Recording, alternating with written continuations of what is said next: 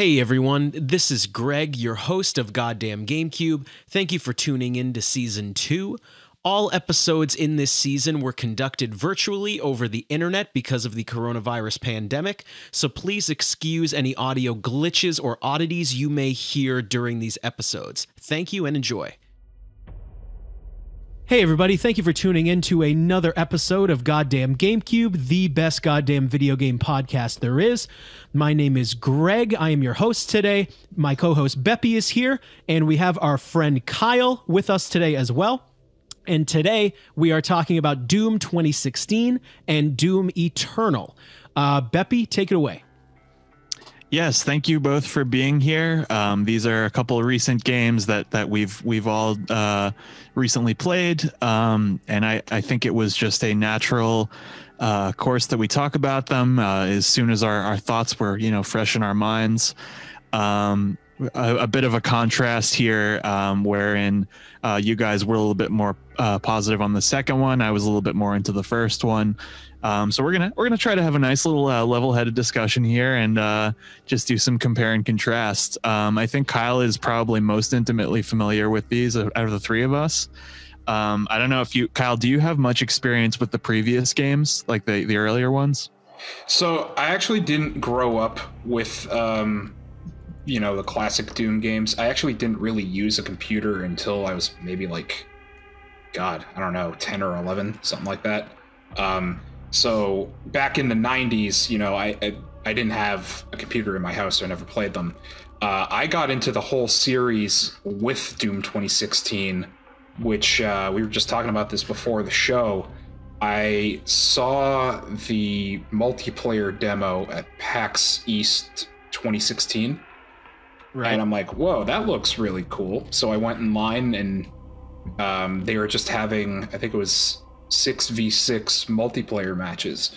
And the moment that I think I was a Baron of Hell and I ripped one of the people in half, I'm like, I'm getting this fucking game. Yeah. This looks great. See, that's cool that they did that, because I heard mixed reviews of both the multiplayer in both games, but I did think it was cool they kind of did like a Left 4 Dead thing where you can play as the enemies. That's always cool. Yeah, so I mean, we'll touch on this a little bit later, but the multiplayer is not really an aspect that I get into. I didn't really play that much multiplayer in Doom 2016, which is surprising because I really liked the PAX demo. But right. In Doom 2016, it's more like, I guess, Halo. Your typical run-of-the-mill type of FPS multiplayer, except that you can, dismember your enemy. And in Doom Eternal, despite the fact that the entire game has arena combat, and it would just make sense to make like Quake 3 Arena as a multiplayer game mode. Sure. They instead have what's called battle mode, where it's one person as the Slayer versus two people as demons, and you try to kill each other. I believe that's how the whole thing works. I can't even imagine like fighting against like the Doom Slayer, because it's like you feel so unstoppable when you're playing as him in the campaign. It must be like lightning fast. Yeah. I think obviously for the multiplayer it's a bit dumbed down. Again, sure. I don't really have that much experience with it. It looks cool enough. Right. But that's not where I think the strength of the game lies. Yeah, most people seem to gravitate towards the campaigns when they're talking about these games. And I was just curious about your origin, because I know you're playing some of them now, I think, right? Like the older ones, or you started to get into them a little bit? Yeah, so like I said, I started with Doom 2016 when that came out. Absolutely loved it. I don't like it as much now that Eternal's come out. Spoiler, I like Eternal a lot more. But they're both excellent games. I would never say that Doom 2016 is a bad game just because Doom Eternal came out. But anyway, in the meantime, I've played Doom 2016 maybe 2 or 3 times. And then I think it was 2019, they ported I think it was Doom 1 and Doom 2. They ported it to Switch, PS4, Xbox One. so I played them on there because they're like $5. They're like very like DOS games, like very nascent kind of video games in terms of shooters, like very classic. Yeah, Doom 1 came out in December of '93, so I was That's one and wild. a half, which is obviously I wouldn't have played it then. I mean, dude, Doom 1 is the kind of game where like my parents were working at Wang Labs and like, you That's know, wild. Did your mom work at Wang Labs? Because mine did too. Yeah, Did your she mom did. play Doom? Yeah, did your mom No, my parents didn't play, but like my parents would tell me like their coworkers would play Doom after hours, like LAN multiplayer. That's wild. Yeah. I have heard of that, which is nuts. As I remember that era of like, you know, quote unquote PC gaming is like very much like, someone's mom has the skiing game on their computer and you're gonna get chased by the Yeti, you know, like that very. Yeah, so I yeah. could see like someone just kind of like, you know, it has a very I can picture it in my mind's eye, so to speak. I was just curious about how you felt about those, because I've seen like, you know, I don't know how closely people feel like the new ones adhere to that formula in terms of reinventing them for the modern age, because I was immediately like struck by, I mean, because I'm my feelings with first person shooters are I've played like way too many of them. Like Greg likes to say that Call of Duty 4 is an excellent game that ruined video games. Yeah. And it's like, yeah. Because it just, they all started to kind of coalesce and kind of tighten up around that formula, and it just got very old for me. Like I just need a little bit, I need either a change of pace or essentially like something to really latch onto and care about, which is why I just waxed for 6 episodes about Halo. But Right. that's a whole other story. I just mean like in terms of like this game stood out, the Doom 2016, and I think everyone felt that way, is in that it's like you're not seeking cover, you're not there's no like stealth, it's very like fast paced. I believe in even in the concept, it was just very emphasized that there would be no reloading, no hiding. It's a very smooth and low frills experience, and that's something that I really admired about it. I was going to say too, something that I thought you just brought it up, Beppe. I remember when I loaded up 2016, I was like, I don't know if you guys do this. Whenever I play a first person shooter, I hit all the buttons to see what they do, like right when I start. And I was like, wait, is there no reload button? This is like kind of unique. Like whatever your total ammo max is what you have, Right. Which I don't think I've ever seen that. Yeah. So obviously the original Doom games don't do that either. Right. You just pick up ammo. If you run out of ammo, you just got to get more ammo. In both games, you use the chainsaw to get ammunition. It's very like the way that the ammo is placed around the map too is very kind of classic, a little arcadey. It stands out. It's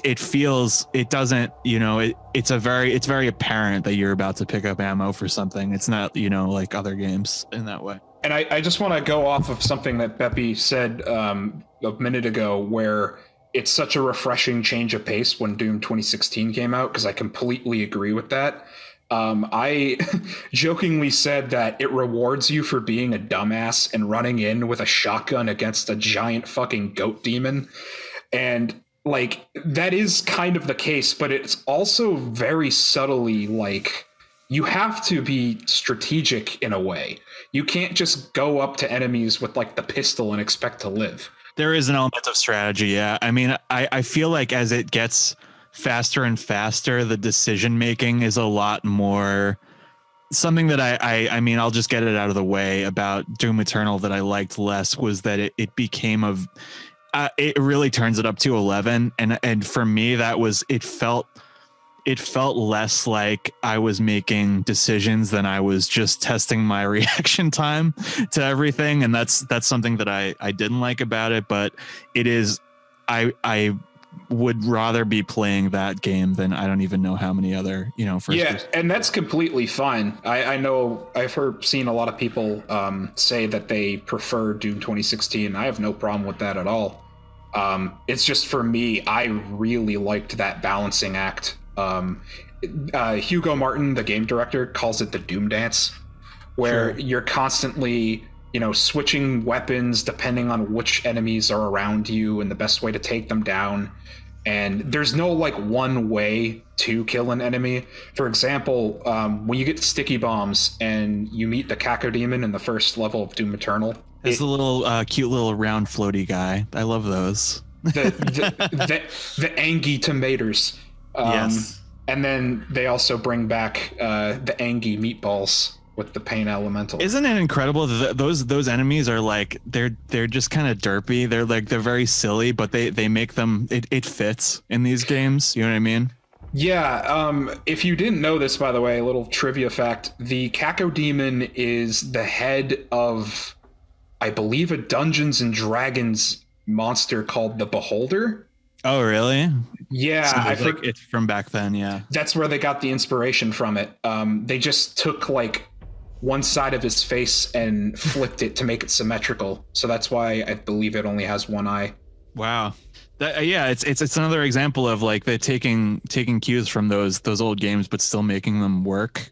Which I think was I take my hat off to them that they made it work that way. Because I believe Doom 3 was like a lot more kind of grounded or gritty, but I didn't play that one. Yeah. So going back to, you initially asked me like playing, all of the older Doom games. I've played Doom 1 and Doom 2. I have not played Doom 3 yet. That's next. But I've also played Doom 64, and I actually like that one a lot. It's the game that they made specifically for the Nintendo 64, obviously with the name. Yeah.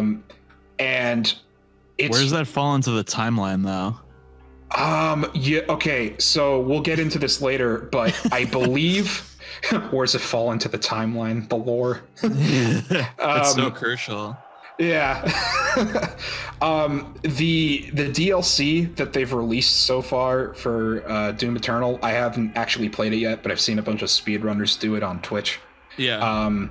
It actually does kind of tie into Doom 64 a little bit, because I've seen lots of videos with Hugo Martin and other people at id Software, and Hugo in particular is a huge fan of Doom 64.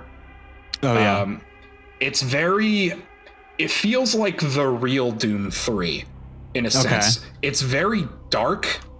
It's very the soundtrack in the first two Doom games is like MIDI metal is what I would say. Okay. Like E1M1, when you think about it, is just kind of the Master of Puppets riff.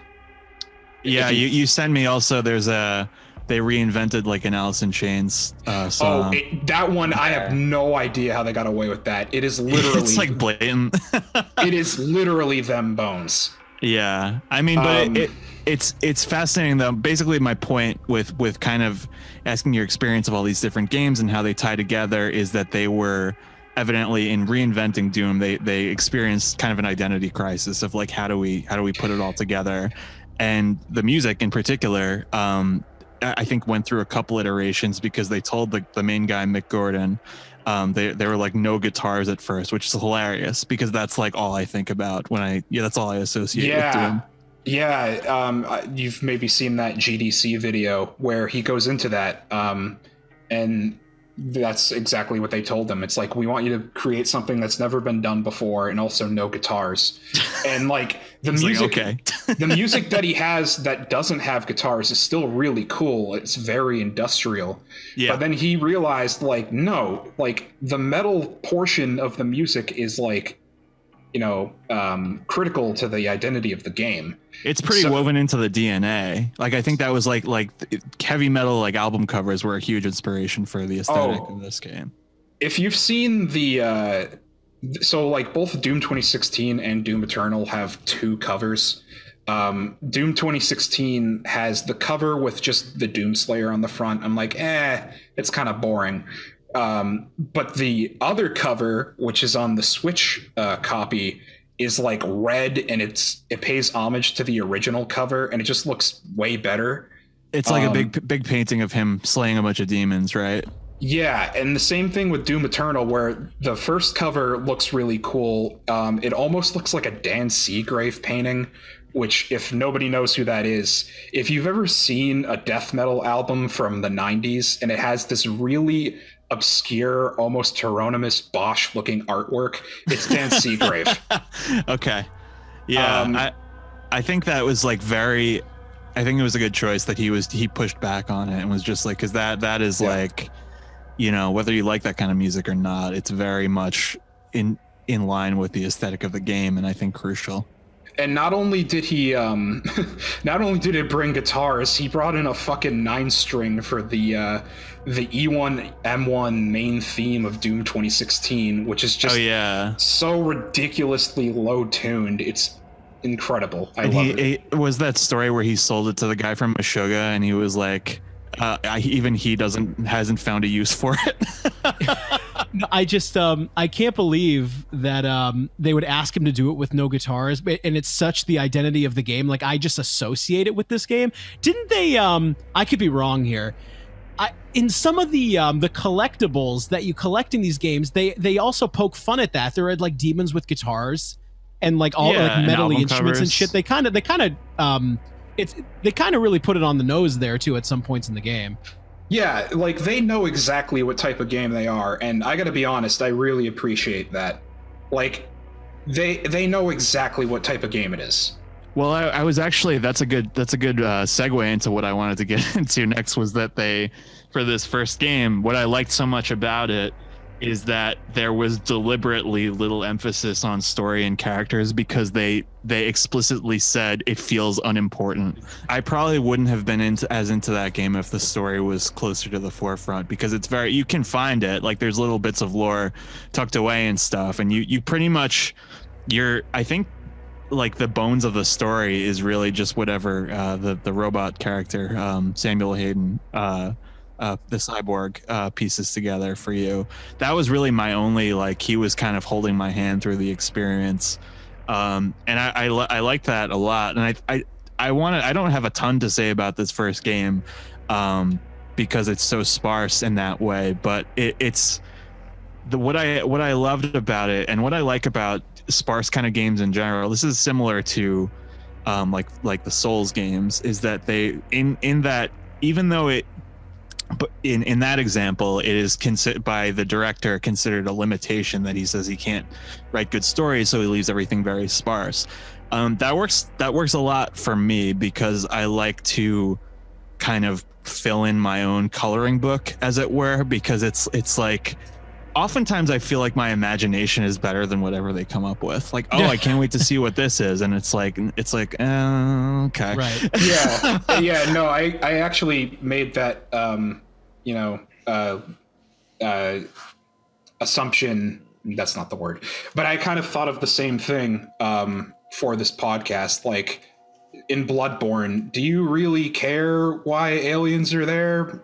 No, it's cool though. It's sick. That's how I feel about those games. It's just like and what that comes down to, you could break it down like to the atom, but I think what it comes down to is strong kind of art direction, and knowing that you can give people these kinds of feelings. People who are like you will be able to appreciate it if you do.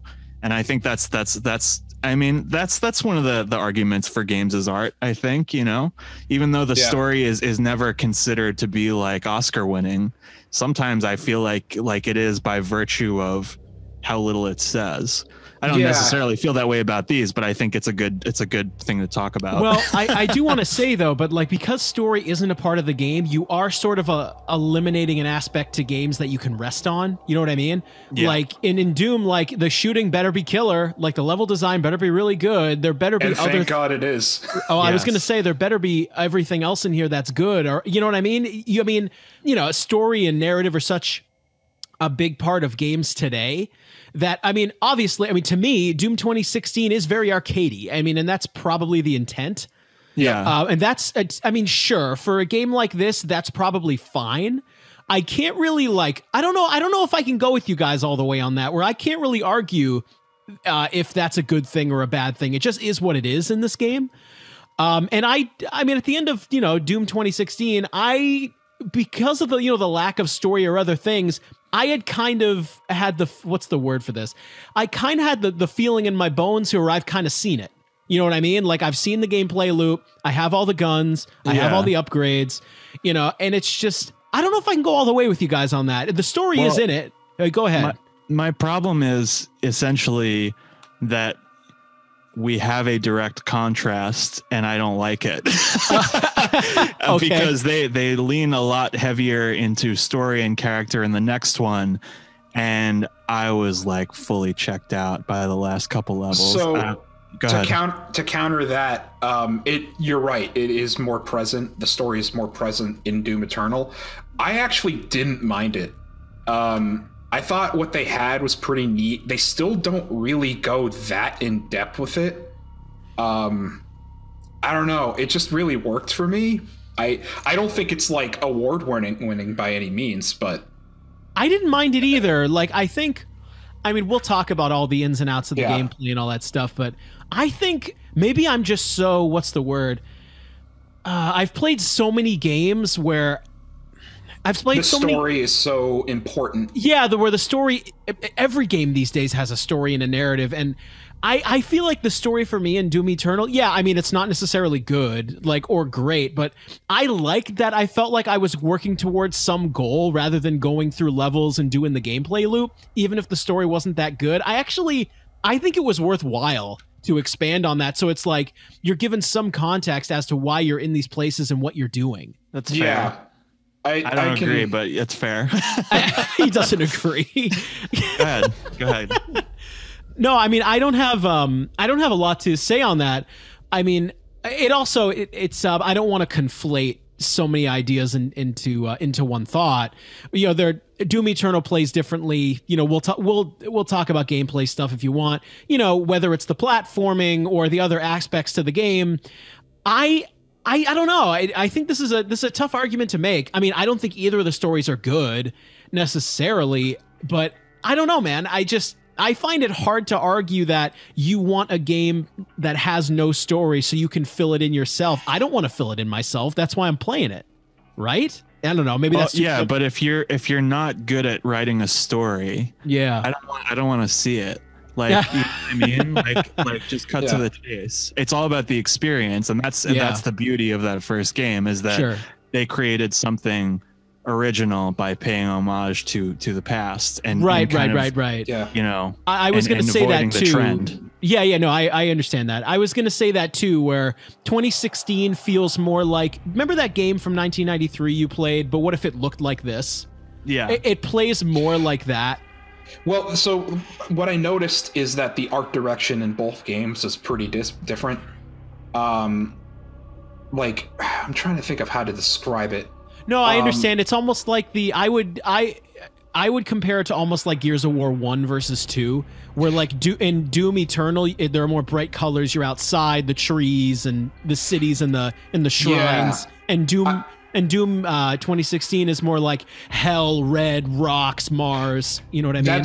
That's one thing. Yeah, you took some of the words out of my mouth. That's what I was going to say. In Doom 2016, it's a lot of repetitive color palettes, which makes sense because you're on Mars and in hell. So there's going to be a lot of reds. There's going to be a lot of grays and browns. Yeah. And I was kind of going after how all of the character models or the demon models look. They kind of seem more stylized to me. And I think that is a good thing. It definitely stands out. And, the game's still great. Doom Eternal, to me, I would say it looks more like a Saturday morning cartoon. I felt like essentially with the second game, it kind of did. I'm not gonna ever tell you this game is bad, because I would still rather be playing it than several others. I addressed this in a previous episode of this podcast where Greg asked me how I felt about Doom Eternal when I was playing it, and essentially I made a comparison with Hotline Miami, which I still feel is true, where I was very content with the pace of the first game, and then they kind of really they turn up to 12, forget about 11. And it evidently it works great for some people, just not myself. No, I understand that.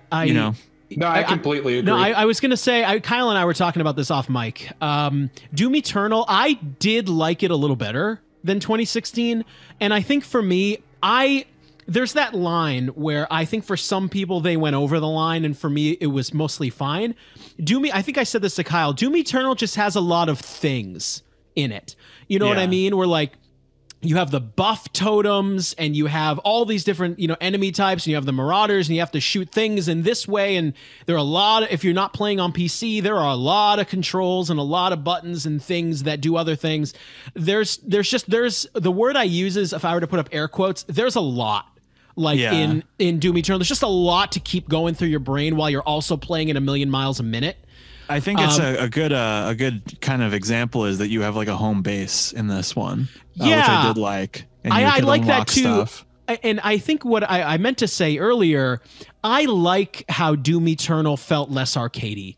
And to me, it feels less arcadey. I'm glad you brought up the home base. That's number one. You can take some of the things you earned in the levels and unlock things in your base. It feels weird to say this. It made it feel like a more modern game. Yeah. Where, big games have home bases, you have progression systems. I know there are progression systems in 2016 too, and they're just expanded upon here. Yeah. I will say this, something about Doom Eternal that I really liked, for the most part, barring some control issues. I really like the platforming segments. Like, I like jumping back and forth and gliding, and I think a reason why I liked it is not only did it freshen up the sort of hallway shooter that the first one was. It also leans into the collectible aspect, where because traversal is so greatly expanded, collectibles were a little bit more fun to get, and it felt like it worked a little better. Like in Doom 2016, I consistently felt like I was cheesing the game. When I was like jumping between platforms and stuff, I was like, am I supposed to be doing this? Like, I don't know. It felt a little stiff.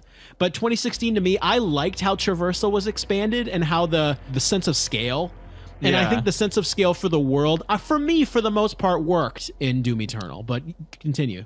Yeah, no, the only thing that I didn't like about that aspect, because it's kind of tied into, I didn't like that there was a little bit more puzzle solving. And I say puzzle solving because it's not like it's racking your brain, but it's kind of just an unnecessary roadblock for me, because I feel like he wouldn't play that game. Like, he would just break it. You know what I mean? Like when you're in the first game, when you're palling around with Samuel, and he's like, no, you got to save those cores or whatever, and he just keeps breaking them. It's just like, so you have to remove each one individually, curb stomps it. Okay. So I guess what you're saying is you thought the puzzle solving went off message.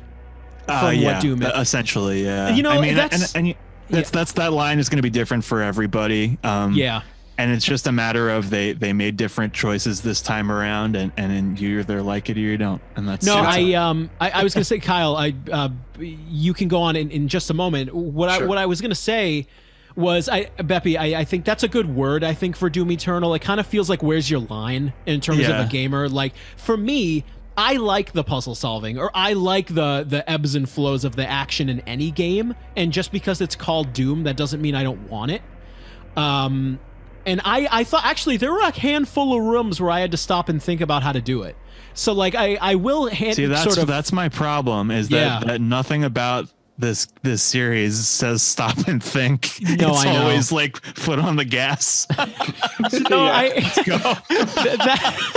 I think that might be our moment of disagreement, like amongst us three, where I liked in Doom Eternal there were the ebbs and flows, and yes, it's Doom, yes, there were the guns, yes, there are the demons, and yeah, when you're in combat you're flying at 1,000,000, but the game does have dips and flows. I mean, Kyle, you can expand on that if you want, but I like that. Yeah, so you kind of touched on something that I wanted to bring up with the platforming. I do not understand when people say that they don't like it. I think it's awesome. The added dash adds a lot more mobility.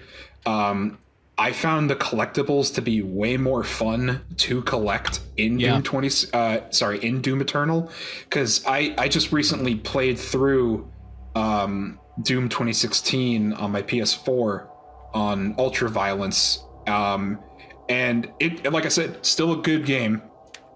I found myself it was really easy, especially since in that game I found myself using the remote detonation rocket launcher a lot, as well as the Gauss cannon, and it like trivialized almost every enemy that came my way. Yeah, I played it the same way.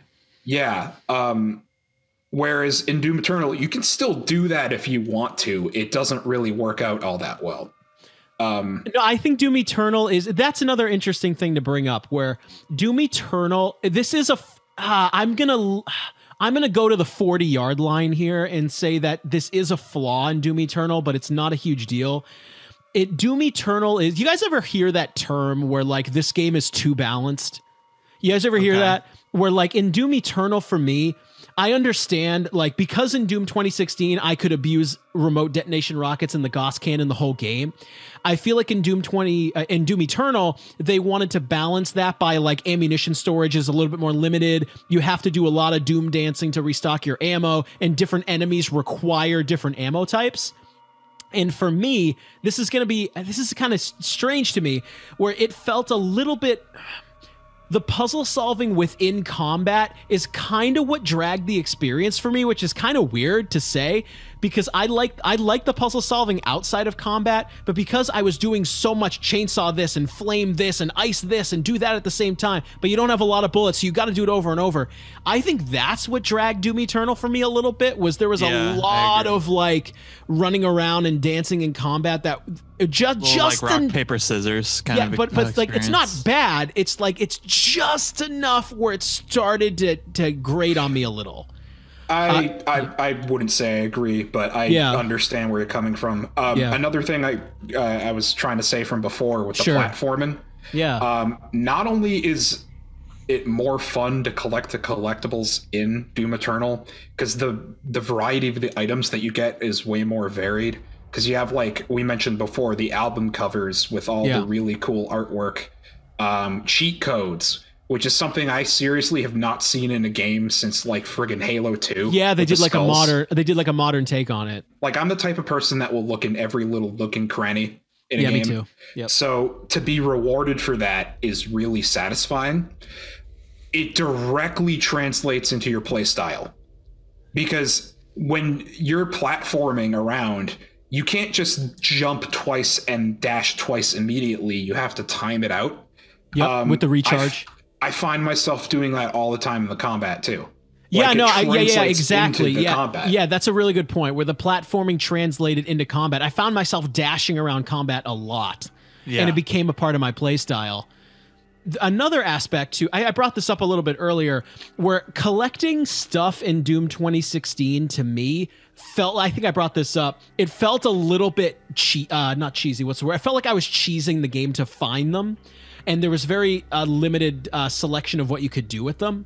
I like how in Doom Eternal they actually embedded yet another thing, but they embedded more choice within choice, where like when you found like ammo and armor and health upgrades, it also led to a further upgrade tree, so you had to actually put a little more thought into the trees you wanted to go into.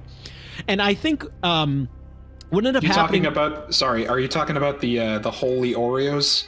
No, yeah, that's really funny, but yes. No, that is really funny. But what I'm talking about is like, if there's an upgrade screen where if you pick one health and one armor, it gives you yet another upgrade. Like those. Yeah. That's cool. Yeah. And so what I liked about that was Doom to me, like I maybe I just disagree with you guys. Like Doom to me is not the gas at 100 miles an hour, don't think, just blow shit up. Like I liked how they put another layer on top of collectibles meaning something, and it links together nicely with the platforming playing nicer. So I liked that experience. Yeah, so depending on who you ask that question to, or explain that to, I kind of agree.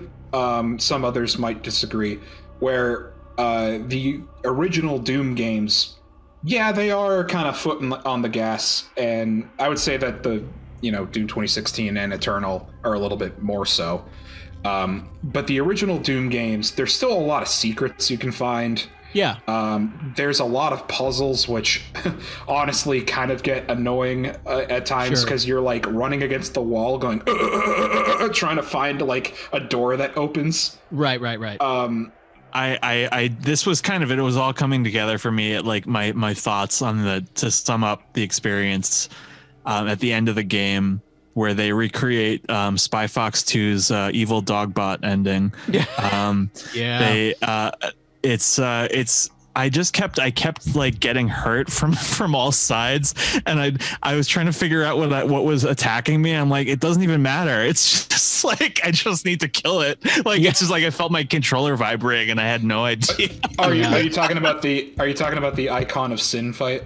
The final boss in Eternal. Like leading up to, I did think it was cool that this game ended in like an office building. Like I was like, that's good. Shout out to that office building, the absolute strongest thing in the game. Somehow, I mean, I was like, because I was like, I'd never seen that before. Maybe Ghostbusters. That's like it. I was a little bit of that too, I guess.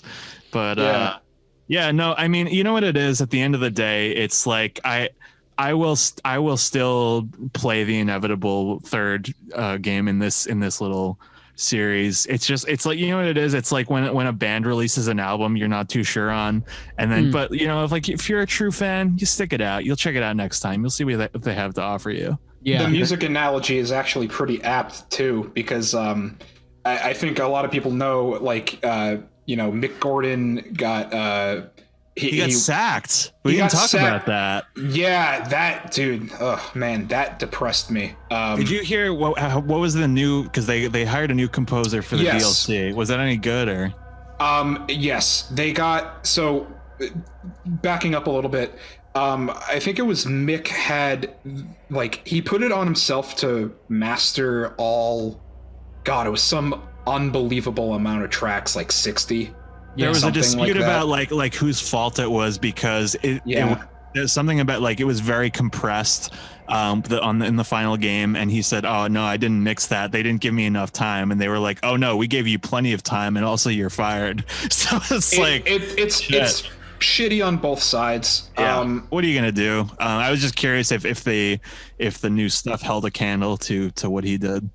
They got arguably the next best person to do the soundtrack. His name's Andrew Hulsholt. Okay. He did the game Dusk. It's another FPS. Yes. His stuff isn't as experimental as Mick Gordon's, I would say, but it's very much Doom. Maybe just like it's like if he sticks with the series, maybe as he gains confidence, like, oh no, I'm the composer now, then he'll take some more risks. Did you guys experience any? This is just like a random thought. Did you guys experience any like bugs in the? I know exactly what you're referring to, and yes, I did. I'm gonna guess. I'm gonna guess. So, Beppe, are you referring to in Doom Eternal when there's supposed to be a bunch of limbs floating and then are falling, but they're just stuck in the air? That's one of them. That was kind of weird. I did experience that as well. So I don't want to go too far down a rabbit hole here because Kyle and I talked about this off mic. I did experience some technical oddities in Doom Eternal that I think is worth noting. They're minor. I did have a couple of objective markers that got stuck. Really? Also, I didn't know like where I was supposed to. I knew where, you kind of know where you're supposed to go, but it's telling me to backtrack that we're wrong. There's also, I'm gonna go down a tiny rabbit hole here. There's a weird issue with the checkpoint system in Eternal 2. It could be an oversight. It could be on purpose, where your checkpoints are not time stamped in Doom Eternal, where let's say you're in a combat scenario, and then for me, I do a lot of like, I don't want to call it save scumming, but if I don't like how something is going, I tend to reload my saves a lot. Yeah, but in Doom Eternal, your extra lives are not attached to the checkpoint. So let me give you an example. I was in a combat scenario. I used an extra life too early, and I said, let me do that again. But your extra life is still gone. Even though if you reload a checkpoint, you'd think it would bring you back in time. It doesn't. Oh, I gotcha. So anyway, it does make it harder, and it does make you want to play better, but you can also scum it the other way around, where I was in a level, and I wanted to backtrack to get an extra life. It's the same problem. I backtracked, I got the extra life, and then I quit and reloaded, and it brought me forward with the extra life intact. So it's the way the collectibles work and the way the checkpoints work is a little funny in this game, and I did have some issues. It's a double-edged sword, if you will. A double-edged crucible. Yes, it was a little odd, but it's minor stuff. But yeah, I did experience some technical issues in Eternal versus 16. My main kind of reason for bringing this up was that there's that new enemy in this game that was very hyped up, the Marauder. Yes, and I thought he was going to be like a character. He is not. He's just like an enemy class. And every time he showed up, he bugged. Really? He just like kept running into a wall, like just getting caught on the geometry. I was like, wait, wow. I've never seen that. Wow. it was like every time I was like, oh, there's this guy again. He's gonna do that thing. That's so weird. I've never heard that. It's forgivable though, because it's just the price of ambition. It's not as I have never seen that. You can't account for all those limbs dropping out of midair. And so I think Greg and I were talking about this a little while ago. Do either of you think that the Marauder is like a game-breaking enemy? Not on the difficulty that I played, but I could see it. Presenting an issue. So I played on Hurt Me Plenty, and I actually didn't have a problem with this game. I actually thought I'm not saying it was easy, but I didn't think it was as crushing as some people hyped it up to be. These Marauders, Kyle, I was talking to you off mic. I said I would understand if people thought this broke up the gameplay loop, because I think I said this to you. I said, oh, great, it's the guy with the axe. I'm going to dance around for 5 minutes and wait to shoot him with the shotgun. You know what I mean? I understand if it's not broken, it does break up the gameplay loop that I think they wanted you to play at 1,000,000 miles an hour. I get it. I mean, I don't think it breaks the game. They weren't my favorite because I knew I had to dance for minutes at a time, but I don't know what you think. I think they're an adequate challenge because, yeah, they're a little bit of a pain in the ass, but when you do learn how to handle them and you kill them like very quickly, it feels so good. I don't know how else to describe it. So this is another thing I wanted to say. This game, because you played it on your Xbox One, correct? Yeah. Mm-hmm. Believe it or not, that's actually how Hugo Martin plays it as well. He has a stream currently where I believe it's like every Thursday he's doing a director's playthrough. And at the end of every stream, he tells a little bit more about the next DLC that's coming out. Sure. Anyway, this is a game kind of the same with Doom 2016 as well. Granted, it's not as demanding, where this it was designed with PCs in mind. Yeah, I believe, because you have a lot more real estate on the keyboard. You should see my left hand when I'm playing this game. It's constantly moving, pressing different keys. There's a lot going on. I was thinking about like all the. It's kind of its own little game where you're thinking about like the timers for your abilities going off because there's so many different things you can do. I said that earlier where like I think the line for some people is there are a lot of things going on in this game at once. You're playing a lot of 1,000,000 mile a minute mind games. And no, I understand. And I think some of it works well, some of it doesn't. The gameplay's great, and we haven't really said that. Where like both of these games do play very smooth and very fast and very fun, and they are very well put together. The engine for both games is like Doom 2016 is id Tech 6, which is the same engine as a game that Beppe and I hold very true and dear to our hearts, Wolfenstein 2. Don't even get me started. That piece of shit. Yeah. A timeless piece of shit. Timeless piece of shit. Absolutely. Okay. Yeah. That's a perfect example of how to make a hard game not fun. I know. Well, anyway. I feel like it's ironic because these games, these series, Wolfenstein and Doom started out very similar to each other. I believe like there's some kind of like backhanded lore where they're related, literally related. Yeah. The quote unquote lore is that like Doom Guy is a distant relative of BJ Blazkowicz. Got it. Right. Something like that. So it's interesting to see them diverge so much now, to in my opinion, very different levels of success. Yeah. No, yeah. Anyway, those games share the same engine in id Tech 6, and then they redid the entire engine again for Doom Eternal. It's id Tech 7.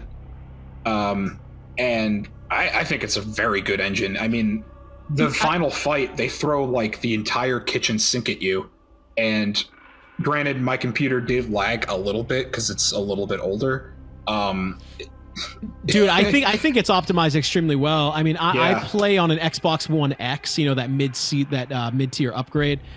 And dude, I thought it played great. I mean, something I think that we haven't talked about. I feel like we've been critiquing these games maybe a little bit harder than they deserve, maybe. Where I think they're optimized extremely well. Like, I encountered some bugs, and I mean, I didn't encounter any frame rate dips. I didn't experience any of that at all, and I'm playing on a console. And I same thought on PS4. I mean, I thought both 2016 and Eternal, they play extremely well. They're optimized well, and on a technical level, I think they're very, very good. Beyond me maybe critiquing aspects of the gameplay or the narrative here and there. I mean, Beppe, I don't know where you wanted to lead us next, but I just wanted to make sure I brought up that whatever we say about these games, they do run very well and they play great.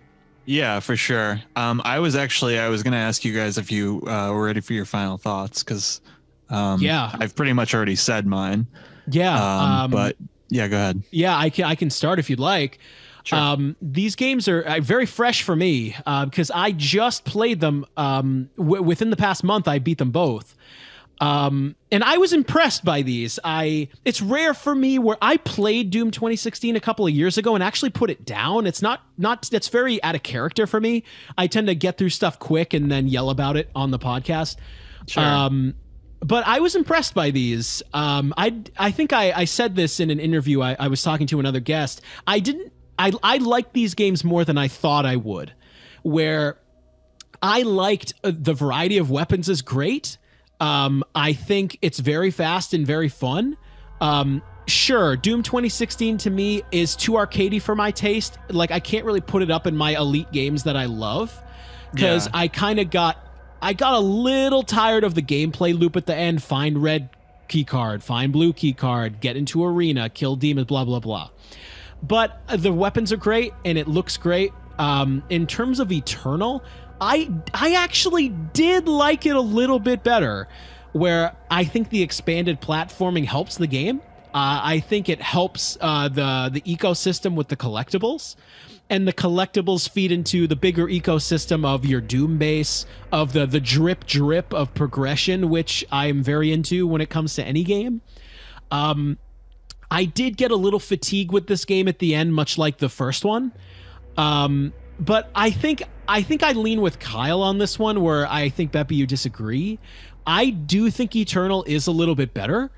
For what I stated above, I think a little bit, them expanding the scope of these games even a little bit, I think I enjoyed that. Yeah, sure, I have some gripes with the inner workings of the game and the very esoteric weird shit that I look at when I play games. But I would say I actually did like Doom Eternal a little bit better. Kyle, feel free to speak your thoughts. I just want to get a plaque that says, "These games impressed me." Oh yeah, because I don't like anything. It's like the Doom 2016, Doom Eternal, and Spider-Man. Those are 3 games I've turned you on to. Yeah. And you've been like, wow, they've all impressed me. Yeah, they're good. I'm feeling pretty proud. Yeah. You impressed the Goliath here, but yeah, go ahead. Like I said from the beginning, both games are excellent. If people like Beppe enjoy Doom 2016 more than Doom Eternal, I totally understand that. Doom Eternal is not everyone's cup of tea. It is mine. I think it's seriously one of the best games I've ever played. There are so few things I find wrong with it. The whole aesthetic of it is completely up my alley.